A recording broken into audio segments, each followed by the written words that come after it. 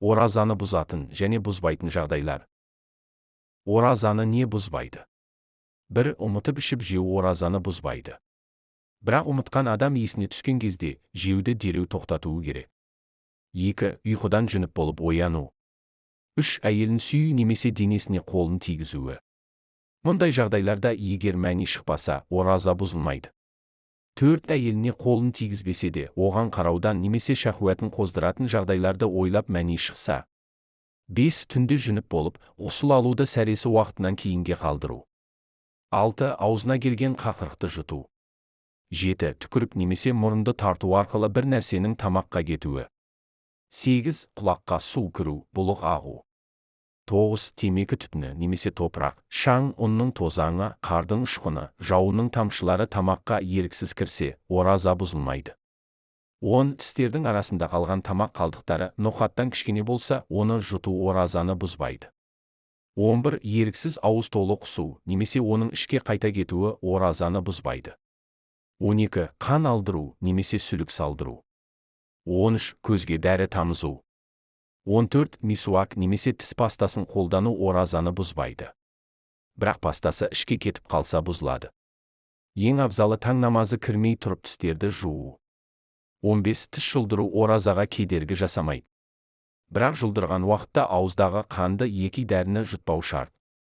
16. Ауыз бен мұрынға су алып шайқау оразаны бұзбайды.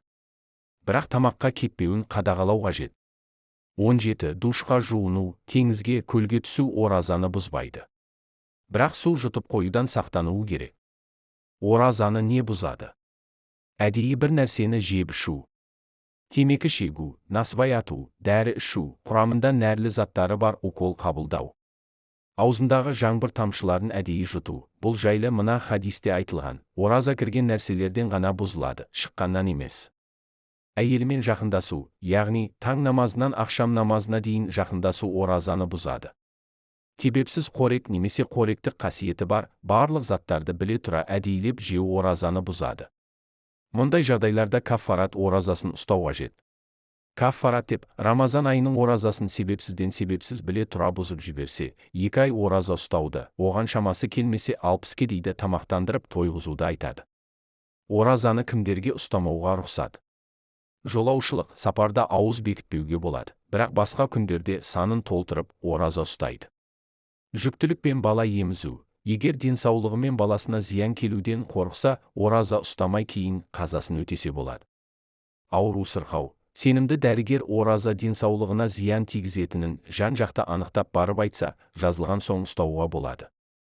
Кәрілік, қартайып оразаны денсаулығы көтермейтін кісілер бір кедейдің таңғы және кешкі асын беріп тойдырады.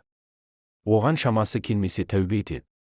Хайыз, итеккір, бен нифас, бір әйел ораза кезінде итеккір көрсе, немесе босанса ораза бұзылады.